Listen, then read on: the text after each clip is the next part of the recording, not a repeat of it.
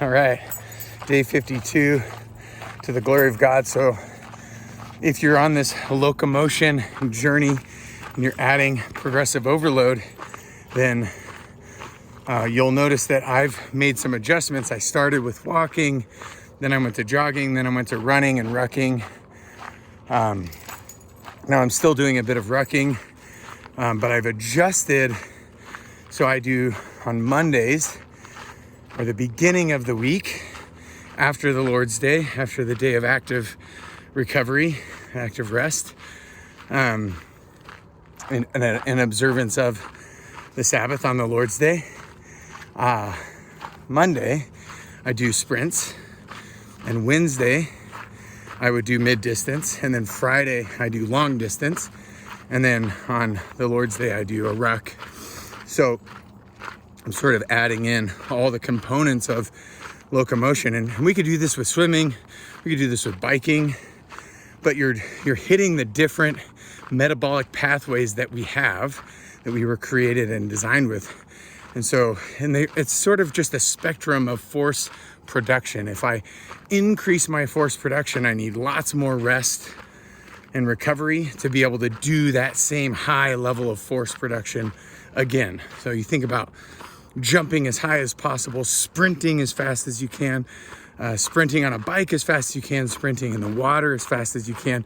You need that rest and recovery to be able to sprint again. So if you ever did 40-yard dashes in sports, or 100-meter sprints in track or sports, if you wanted to sprint that fast again, you would have to rest a pretty long period of time, sometimes up to 10 minutes, right?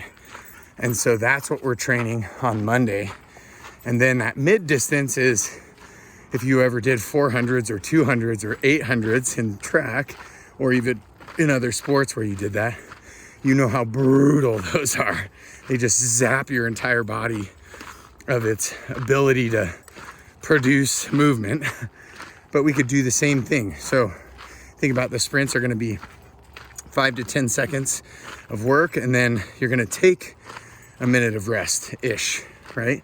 At least 5 times the amount of rest, if not 10 times or 20 times the amount of rest, to be able to hit it again. And I try to keep it shorter, so a little bit less rest. I want to get better at resetting and being able to sprint again. Mid distance is a bit different. I'm going to go 30 seconds to 1 minute, and I'm going to take 30 seconds to 2 minutes of rest. So if I work for 1 minute, I'm going to rest for 1 to 2 minutes. If I work for 30 seconds, I'm going to rest for 30 seconds to a minute.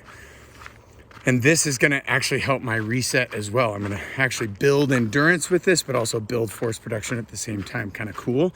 And then the long stuff, I'm just going to go continuously, no rest, low level. And I'm going to try to make that low level higher and higher and higher every time. So I want to be able to get further, or I want to be able to go longer each time I do the endurance piece. And then for the ruck, it's going to be, I'm just going to throw on a pack and just enjoy my day and do stuff with my fam.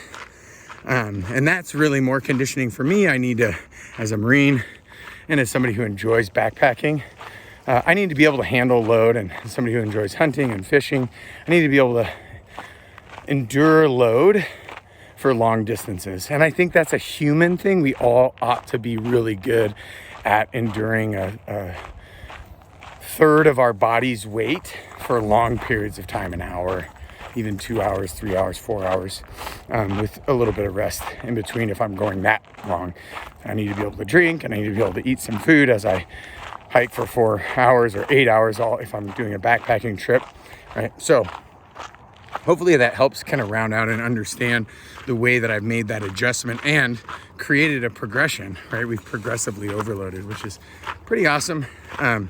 So yeah, that's my talk. And then today is my mid-distance. So I love you and I'm praying for you.